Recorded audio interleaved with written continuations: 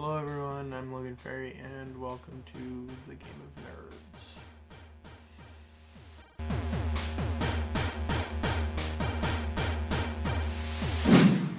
They couldn't do it. They couldn't pull it off. I'm going completely unscripted for this review because I don't feel like I can script something out for this. So it's going to be a little different paced for everything. Also, I'm sitting down because I just don't have the energy while talking about this movie to stand up and talk about it unless I am completely making fun of it.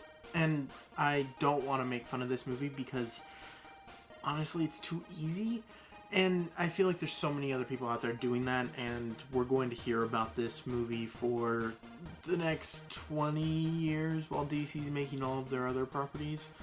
So here's what I'm going to do. I'm going to give alternatives and better versions of this movie after I give my review. So stick around until the end to see what else I think is better than this movie, but tells the same story. Alright, on to Batman v Superman. Alright, I want to start off talking about this movie by talking about Man of Steel. I really didn't like Man of Steel that much. In fact, here's my copy of Man of Steel. Pull it out of the slipcover. It still has its packaging on it. I think you can see that. I bought this a year ago for like $5 with the intention of watching it, and then never got around to it because I don't like the movie that much. I don't like Zack Snyder's movies. I think his best work is probably Watchmen, and I think most people can agree on that. But that movie, I have flaws with that movie, as good as it is. So going into Batman v Superman, Dawn of Justice, first of all, that title's a mouthful. I didn't have high expectations. In fact, I had pretty low expectations, thinking I wasn't going to like this movie. But as a movie reviewer, and knowing that I was going to have to talk about this movie in a critical sense, telling you whether it was good or not, yeah, I had to go in with a clear slate. So I tried that.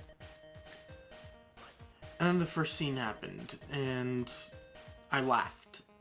And then the second scene happened, and I laughed. And then the third scene happened, and I didn't know what was happening anymore.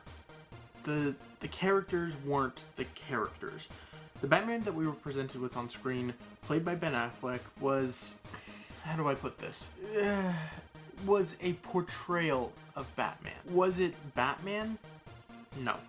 This wasn't Batman.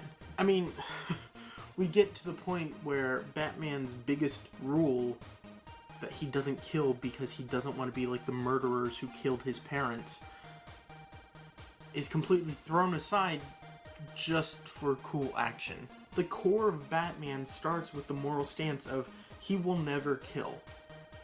He doesn't kill the Joker, who is his biggest enemy. And just some thug on the street that he doesn't really know why this guy is there driving a car, straight up kills them.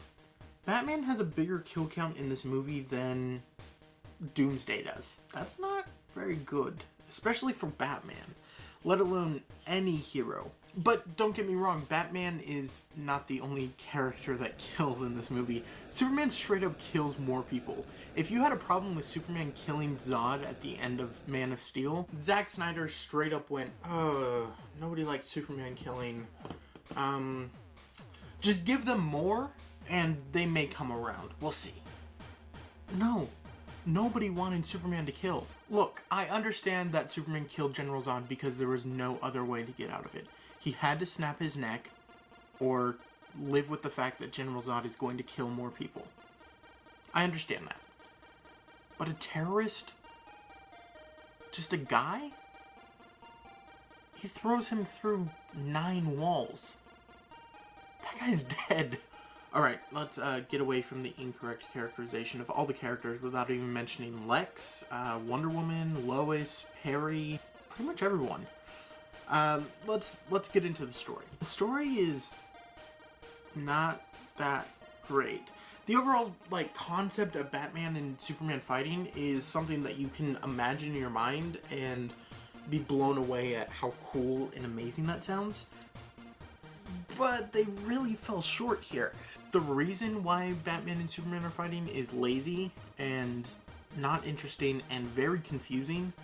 The reason why they stop fighting each other is even more lazy and a huge coincidence, and it makes you say what? I said what out loud when the turn happens. The overall dialogue is poorly written. I think Lex probably has the best dialogue in the movie, and he's the most interesting character, let alone how he is completely wrong for who Lex Luthor actually is. But he's the most interesting character and probably the best character in the movie. I mean, Superman is boring. Batman, there's nothing to distinguish him from Superman. They might as well be the same person, except that Batman wears black. And Wonder Woman says 4 lines in the whole movie. When she enters in the 3rd act, she doesn't have a single line. She doesn't talk to one other character until the final scenes of the movie. And it's not good. The dialogue is horrible. All of the bad jokes that you heard in the trailers are still there in the movie. They don't leave. It leaves a completely bad taste in your mouth for Justice League.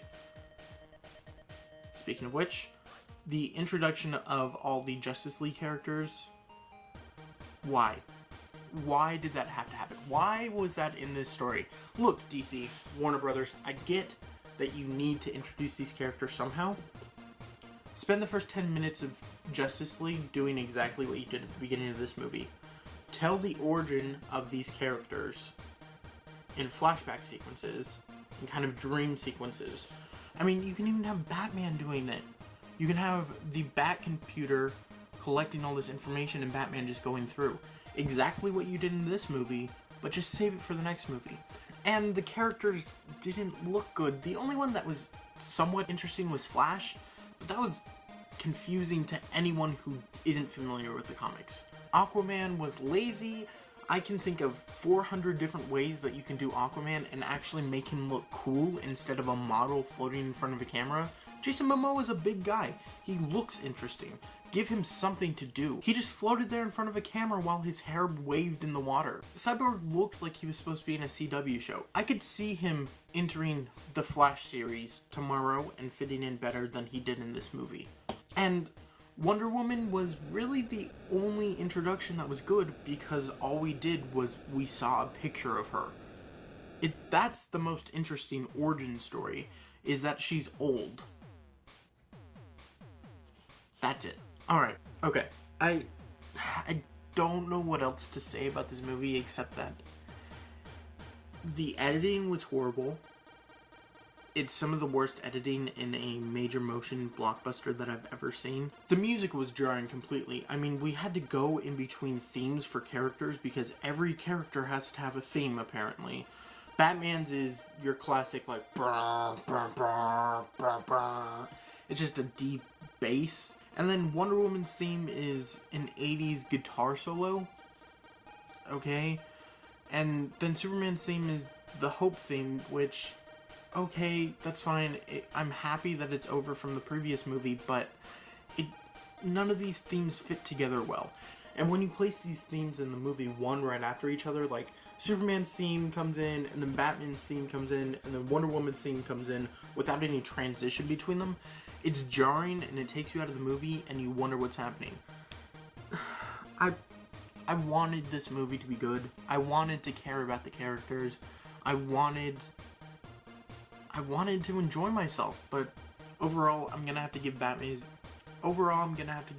v Superman 3.5, no, 4. I don't see, this is the problem with this movie. I don't know if 4 is too high for it. I mean, don't get me wrong, this movie is not as bad as 2015's Fantastic Four. That is a horrible movie still. But it's not as good as any of the other movies we've gotten in the past 10 years.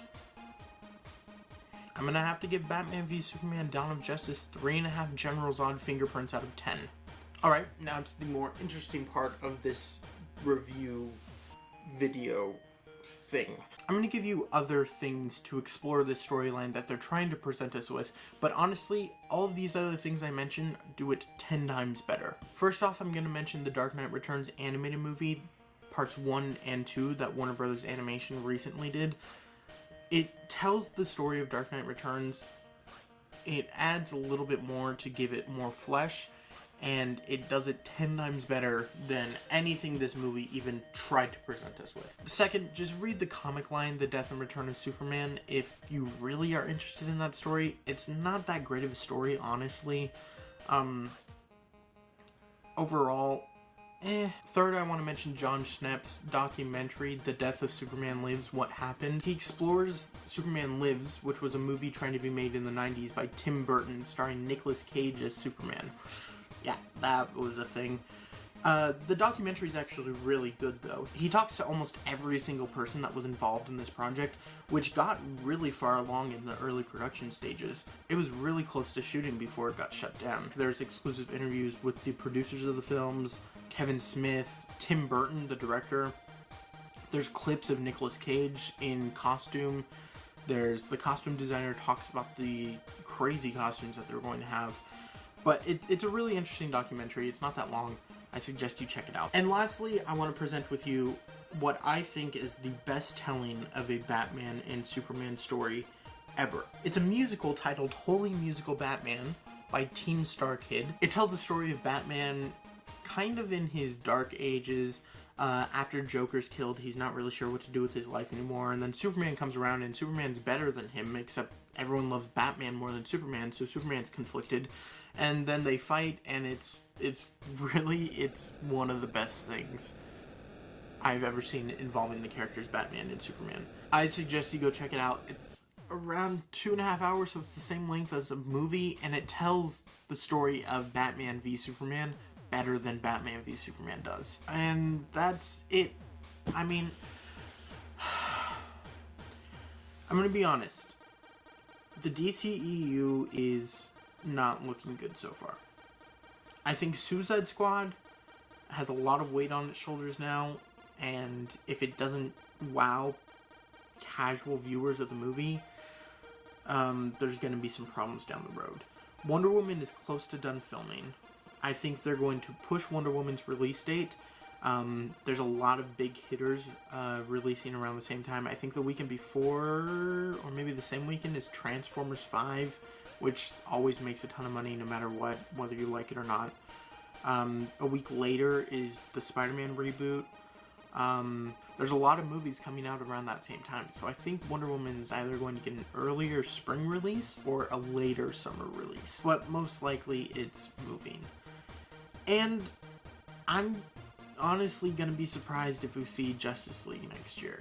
It's slated for the end of summer next year. Shooting starts next month in April, but looking at the timeline of how long it's taking for them to make these movies, Batman v Superman was announced in 2013, shooting ended in 2014, the date was pushed from 2015 all the way to 2016, the same day as Captain America Civil War, and then it was pushed up to March. So I don't know what they're gonna do at this rate. Let me know what you thought of this movie down below in the comments. Did you like it? If you liked it, totally okay with that. You can like this movie. This movie is a fan movie. It's not a movie. That's, that's what it is. This is a movie made for Batman fans. I think that's it. I don't think Superman fans will like this movie. I think people who enjoyed Man of Steel will like this movie. But I don't. This movie has defeated me as a person.